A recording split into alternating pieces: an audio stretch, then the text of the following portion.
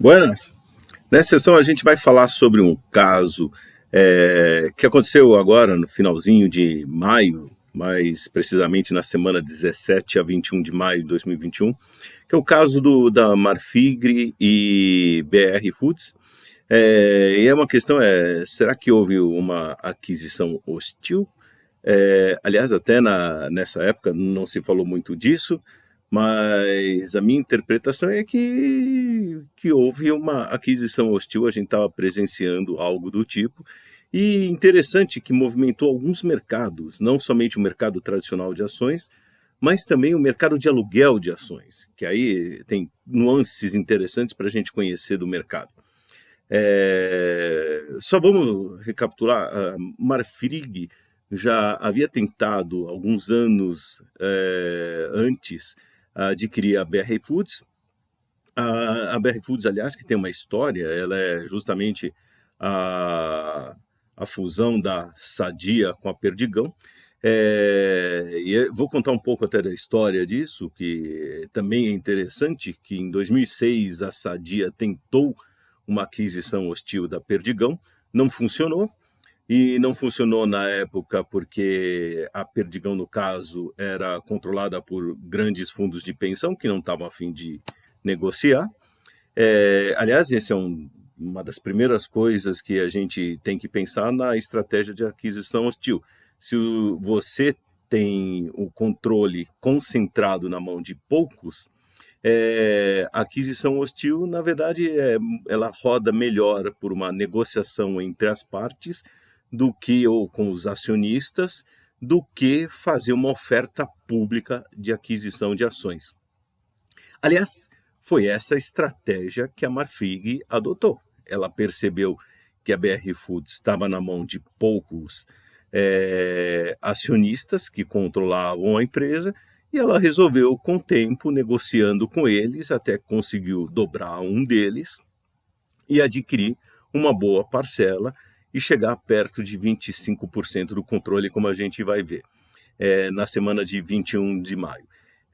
Então, por isso, alguns talvez não chamem a operação de aquisição hostil, porque a Marfrig conseguiu adquirir o controle negociando com grandes acionistas da empresa, ao contrário do que a Sadia fez em 2006.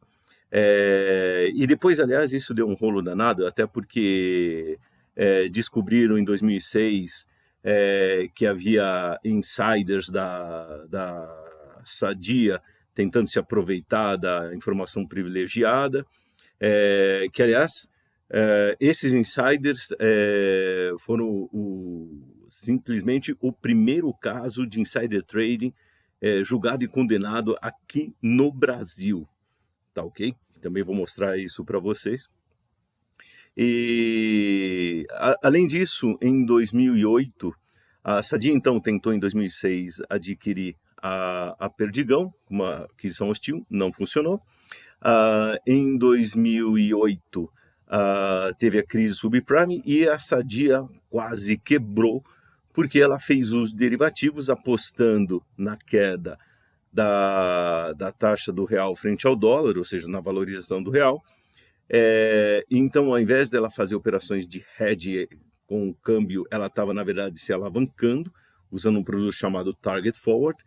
E com a crise subprime, em setembro de 2008, o real se desvalorizou fortemente e, ao invés do hedge, a alavancagem mostrou a sua cara e a Sadia teve perda de perto de R$ 1 bilhão. Então, a Sadia, que em 2006 tentou adquirir a BR Foods, em 2008, 2009, praticamente suplicou para a Perdigão adquiri-la e salvá-la, que foi o que aconteceu, e aí surgiu a BR Foods. E depois o tempo passou e a Marfrig fez uma tentativa, e agora, em 2021, ela parece que conseguiu fazer essa aquisição, apesar de não ter anunciado publicamente que foi uma aquisição, já é meio caminho andado, ou mais de um quarto do caminho andado, dada a participação. Então, vamos falar de algumas coisas aqui interessantes que aconteceram nisso. Então, vamos lá primeiro aqui para o Chrome. Aqui no Chrome, vou mostrar para vocês. Vocês estão vendo aqui, ó, o portal do investidor da CVM. E aqui está falando de empréstimo de ações, que ocorre no sistema BTC, da B3.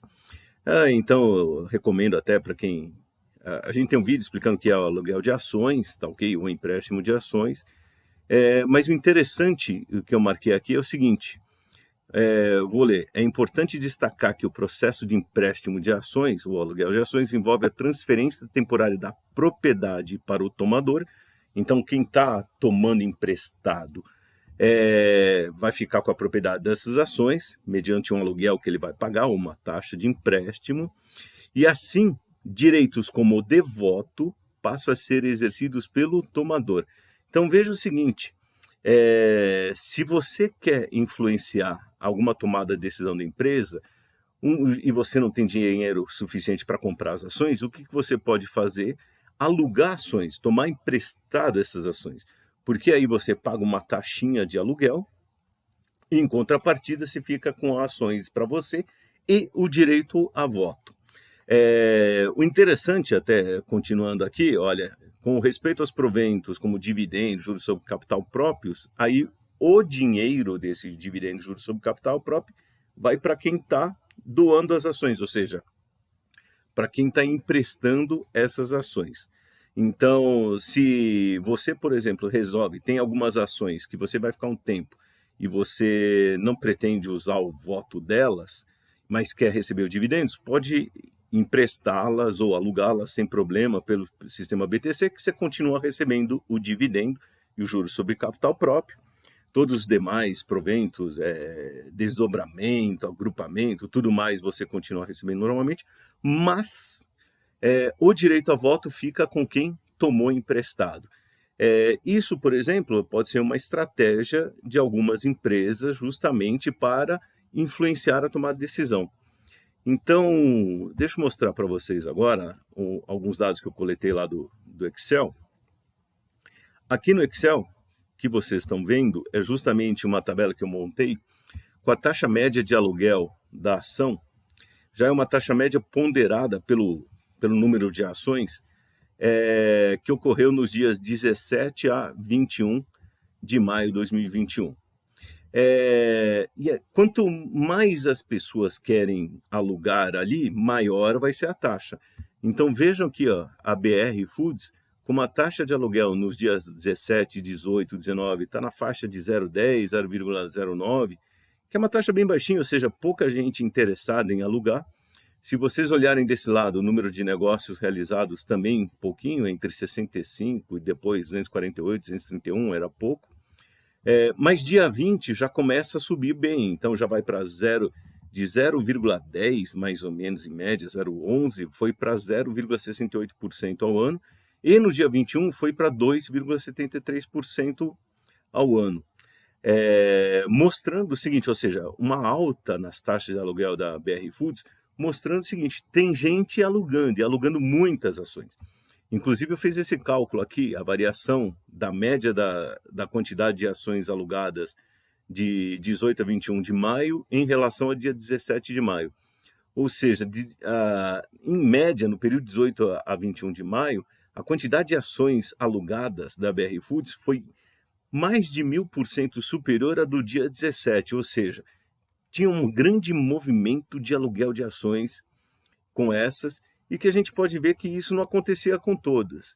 Na verdade, com a Redditor, teve no dia 19 e 20 um movimento maior, porque a Redditor fez um anúncio de um follow-on que o mercado não digeriu direito, mas vocês podem ver no dia 21 a coisa já voltou a cair. Então começou a subir, depois voltou a cair. Cose Minas teve algum movimento aqui, e mesmo com a própria Marfrig, teve um aumento do aluguel de ações no dia 21 de maio, mas aí o movimento da taxa, mas um movimento ainda pequeno. E, aliás, no dia 21 de maio, o número de negócios realizados foi o maior de todos, a maior quantidade de negócios realizados. Não é volume de ações, maior quantidade de negócios realizados. 2.880, e vocês vejam que, olhando a tabela, que poucas outras chegaram perto disso. O segundo colocado foi aqui, ó, Petrobras, dia 18 de maio só, e não chegou à metade dos negócios realizados com as ações da BR Foods. E as ações da BR Foods nessa data subiram, então é aquela coisa, peraí, por que estão alugando mais ações e se a ação não tem nenhuma notícia ruim? Na verdade, estão alugando, e aí que começa o zum, zum, zum. A grande suspeita é que estão alugando ações da BR Foods não de olho ou pensando na queda do preço das ações, que é uma estratégia muito usada pelos short sellers, ou aqueles caras que eles tomam emprestado e vendem ação porque depois vão ganhar com a queda do preço. Mas aparentemente o movimento que está acontecendo é alguém acumulando ações, então está alugando ações, e para quê? Foi o que a gente viu no site CVM, ter direito a voto. Entenda o seguinte, você não precisa comprar todas as ações para ter direito a voto ou controle da empresa. Você precisa ter ações para votar, para decidir, para influenciar a tomada de decisões e até, de repente, chamar assembleias e sugerir uma possível fusão ou aquisição. Então, no dia 20, 21, já começou um zoom, principalmente no dia 21, de uma possível aquisição da BR Foods pela Marfrig. Então, deixa eu até aproveitar e mostrar aqui os múltiplos das empresas na época. Então, o múltiplo aqui em vermelho, o múltiplo Enterprise Value sobre EBITDA da BR Foods, e essa faixa marrom é a média histórica em 10 anos desse múltiplo, na faixa aqui de 14 mais ou menos, 13,7, e aqui o múltiplo em azul, EV/EBITDA da Marfrig, e a azul claro, a média histórica, que estava na faixa de 7. Tanto as ações da Sadia quanto da Marfrig estavam abaixo da média histórica, até por causa de questões de pandemia, que tem muita influência disso. Então, aparentemente, elas estão baratas. Agora, o interessante é essa linha verde que eu construí, que pega o valor de empresa da Marfrig, o Enterprise Value da Marfrig, divide pelo Enterprise Value da BR Foods. Então, a gente pode interpretar que está nesse eixo aqui do percentual. Então, nesse eixo aqui, eu consigo ver o seguinte, olha, lá atrás, a Marfrig era aproximadamente 20% do que era a BR Foods. E com o passar do tempo, a Marfrig foi crescendo, olha a linha verde aqui, ó, crescendo, crescendo, crescendo, até que agora, mais recentemente, 17 de maio aqui, vou chegar aqui 17 de maio aproximadamente,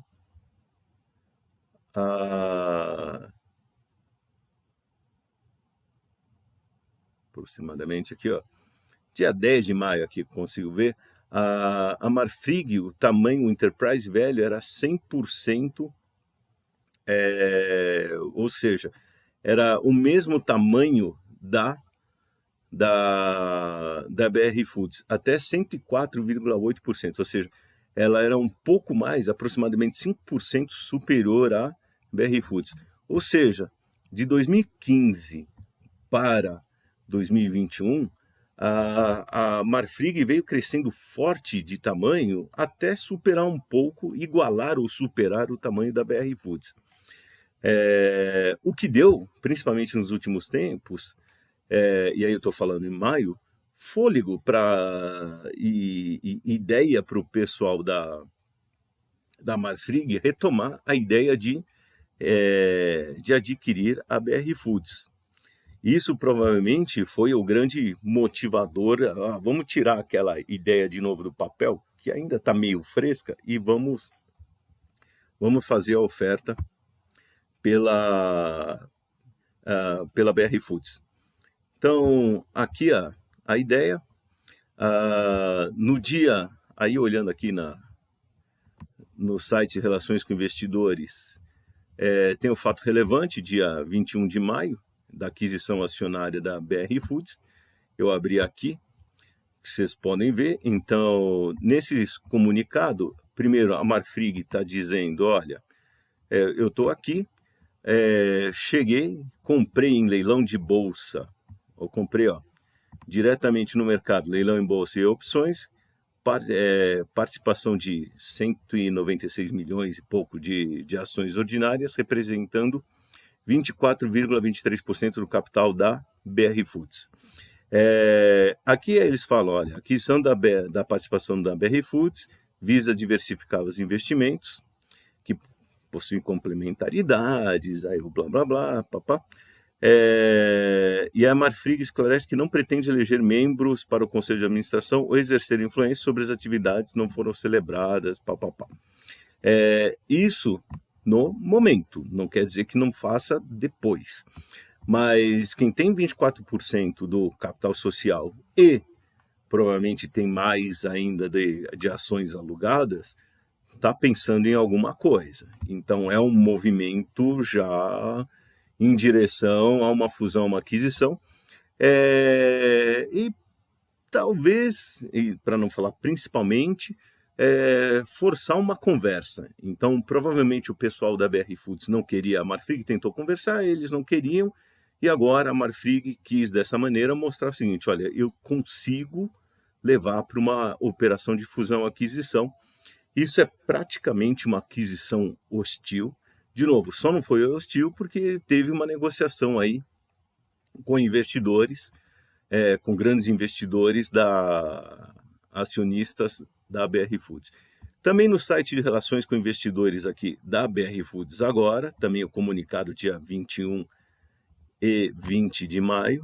20 de maio eles soltaram um comunicado indicando justamente negociações atípicas, então é aquela coisa, onde a fumaça há fogo. Então, dia 20 de maio já perceberam que tem alguma coisa estranha aqui. Dia 21 de maio tem um comunicado falando do aumento da participação acionária da Marfrig, e aqui o comunicado do lado aqui da BR Foods, e ela falando, também comunicando que a Marfrig adquiriu 196 milhões, que é aproximadamente 24% do capital, e aí ele está falando, o pessoal falou que declarou que é para diversificar, a participação ora mencionada reflete a participação até o momento e não pretende eleger membros, assim por diante. É um pouco a conversa para deixar todo mundo calmo, e não foram celebrados pela Marfrig qualquer contrato ou acordo que regule exercício de direito a voto ou compra de outros valores imobiliários. Tá ok? Aí, o que acontece? Olha, é interessante isso. A companhia ressalta que não possui controle acionário definido, isso quer dizer, ela tem grandes acionistas, que a gente já vai ver o nome deles, mas ainda tem um free float bastante grande, o capital ainda é bem pulverizado, o que facilita, na verdade, a vida da Marfrig, tá ok? Então você precisa, na verdade, com esses 24%, a Marfrig já é o maior acionista individual da empresa, tá ok? Vendo aqui, a composição acionária aqui no site de Relações Investidores, no site da BR Foods, que tem a mais atualizada até dia 31 de março, aqui que eu peguei. E aí os maiores acionistas eram a Petros com 9,9%, a Previ, do Banco do Brasil, 9,16%. É o que alguns sites de notícias disseram que foi a Previ que vendeu as suas ações para a Marfrig, e aí deu todo esse espaço para eles. E parece que a Capitalo também vendeu. Então, só aí já foi 14%, fora outras compras que eles já tinham feito. Mas se vocês vejam, se vocês somarem aqui esses dois, com 24%, e esses dois saindo, já virou, a Marfrig já é o maior acionista individual. Outra coisa, além dos aluguéis de ações, provavelmente, que eles fizeram aqui, uma boa parte das ações que eles adquiriram, também alguns sites de notícias, eles adquiriram via ADR, ou seja, eles compraram lá fora, e essa foi uma estratégia para o quê? Para esconder do mercado uma quantidade de ações que eles estão comprando, para não sinalizar e não causar uma elevação excessiva do preço. Mas somando uma parte aqui que eles têm, mais outra que adquiriram, provavelmente aqui da Capitalo e da Previ, do Banco do Brasil, a Marfrig, em 21 de maio, passou a ser a maior acionista individual da BR Foods, e o resto está aqui pulverizado. Ou seja, para ser claro, nós vimos a Marfrig comprando via mercado de ações a BR Foods. Foi hostil? A gente pode até dizer que foi hostil, mas não foi assim tão hostil, porque eles não anunciaram. Foi uma coisa que eles foram comprando aos poucos, parte no mercado externo e uma parte grande, compraram na boa de 2 grandes acionistas aqui da empresa. Então, foi na amizade.